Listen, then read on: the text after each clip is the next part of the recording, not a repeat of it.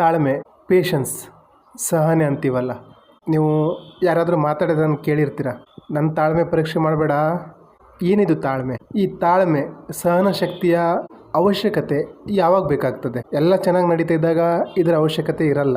ಯಾವಾಗ ಬೇಕಾಗ್ತದೆ ಅಂದರೆ, ನಾವು ಬಯಸಿದಾಗೆ ನಡೀತಾ ಇಲ್ಲ ಅಂಥ ಟೈಮಲ್ಲಿ, ನಮ್ಮ ಟೈಮ್ ಸರಿ ಇಲ್ಲ ಅಂಥ ಟೈಮಲ್ಲಿ ಈ ತಾಳ್ಮೆ ಬೇಕಾಗ್ತದೆ. ನೀವು ಏನೇ ರಿಸಲ್ಟ್ ಬಯಸ್ತಾ ಇದ್ದೀರಾ, ಅದು ಬಂದಿಲ್ಲ ಅಂದಾಗ ಈ ತಾಳ್ಮೆ ನಮಗೆ ಬೇಕಾಗ್ತದೆ. ನಮಗೆ ಯಾರ ಮೇಲಾದರೂ ನಂಬಿಕೆ ಹೋಗ್ತಾ ಇದೆ ಅಂಥ ಟೈಮಲ್ಲಿ ಆ ನಂಬಿಕೆ ಉಳಿಸ್ಕೋಬೇಕಂದ್ರೂ ನಮಗೆ ಪೇಷನ್ಸ್ ಬೇಕಾಗುತ್ತೆ. ಜೀವನ ಜೊತೆ ತುಂಬ ಹೋರಾಟ ಮಾಡ್ತಾಯಿದ್ದೀವಿ, ಶ್ರಮಪಟ್ಟು ಕೆಲಸ ಮಾಡ್ತಾಯಿದ್ದೀವಿ, ಆದರೂ ಫಲ ಸಿಗ್ತಾ ಇರಲ್ಲ. ಅಂಥ ಟೈಮಲ್ಲಿ ಈ ತಾಳ್ಮೆ ಬೇಕಾಗ್ತದೆ.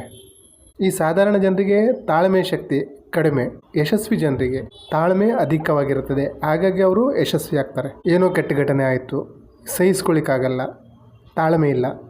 ಪರಿಣಾಮ ಏನು ಮಾಡ್ಕೊಳ್ತಾರೆ ಅಂದರೆ, ಆತ್ಮಹತ್ಯೆ ಅಂತ ಪ್ರಯತ್ನಕ್ಕೆ ಕೈಯೊಡ್ಬಿಡ್ತಾರೆ.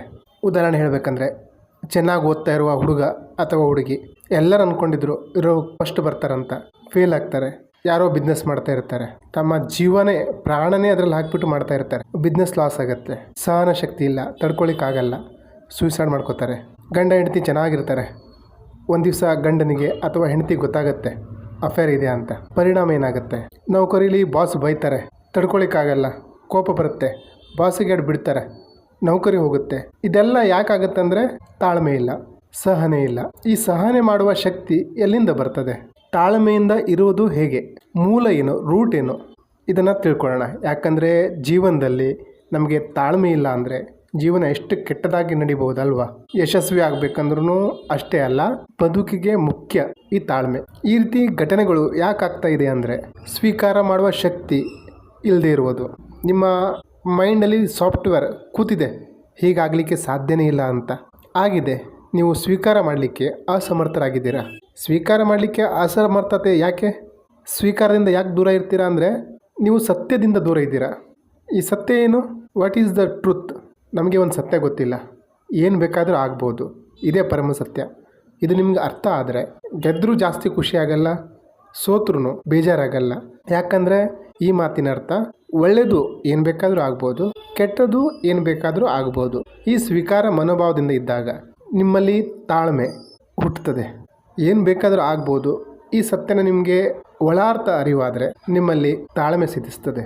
ಯಾರೋ ಅಪರಿಚಿತರು, ಗೊತ್ತು ಗುರಿ ಇಲ್ಲದೇ ಇರೋವಂಥವ್ರು ನಿಮಗೆ ಬಂದು ಸಹಾಯ ಮಾಡ್ಬೋದು, ನಿಮ್ಮ ಜೀವನದಲ್ಲಿ ವ್ಯಾಲ್ಯೂ ಆ್ಯಡ್ ಮಾಡ್ಬೋದು. ನೀವು ನಂಬಿದಂಥವ್ರೆ, ಯಾರಿಗೋಸ್ಕರ ನೀವು ನಿಮ್ಮ ಪ್ರೀತಿ ವಿಶ್ವಾಸ ವ್ಯಕ್ತಪಡಿಸಿದವರು, ಅಂಥವರು ಮೋಸನೂ ಮಾಡ್ಬೋದು, ಏನು ಬೇಕಾದರೂ ಆಗ್ಬೋದು. ಎಷ್ಟೋ ಜನ ತಂದೆ ತಾಯಿಗಳು ತಮ್ಮ ಮಕ್ಕಳಿಗೋಸ್ಕರ ಜೀವನನೇ ಮುಡುಪಾಗಿಟ್ಟಂಥವ್ರು, ಅದೇ ಮಕ್ಕಳು ಅಪ್ಪ ಅಮ್ಮನ ವೃದ್ಧಾಶ್ರಮಕ್ಕೆ ಬಿಟ್ಕೊಂಡು ಬರ್ತಾ ಇದ್ದಾರೆ. ಯಾರೋ ರಕ್ತ ಸಂಬಂಧಿ ಅಲ್ಲದೆ ಇರುವಂಥವ್ರು ಅವ್ರನ್ನ ಸಾಕ್ತಾ ಇದ್ದಾರೆ, ಯಾರೋ ದಾನ ಧರ್ಮ ಮಾಡ್ತಾ ಇದ್ದಾರೆ, ಯಾರೋ ಊಟ ಬಟ್ಟೆ ಕೊಡ್ತಾ ಇದ್ದಾರೆ. ಏನು ಬೇಕಾದರೂ ಆಗ್ಬೋದು. ಈ ಸತ್ಯನ ಅರಿತುಕೊಂಡ್ರೆ ನಿಮಗೆ ತಾಳ್ಮೆ ಬರ್ತದೆ. ಕೆಟ್ಟ ಸಮಯ ನಡೀತಾ ಇದ್ದಾಗಲೂ ನಿಮ್ಮ ಮೈಂಡಲ್ಲಿ ನೀವು ಅಂದ್ಕೊಂಡಿರ್ತೀರ, ಯಾವಾಗ ಬೇಕಾದರೂ ಟ್ವಿಸ್ಟ್ ಆಗ್ಬೋದು, ಟರ್ನಿಂಗ್ ಪಾಯಿಂಟ್ ಸಿಗ್ಬೋದು ಅಂತ.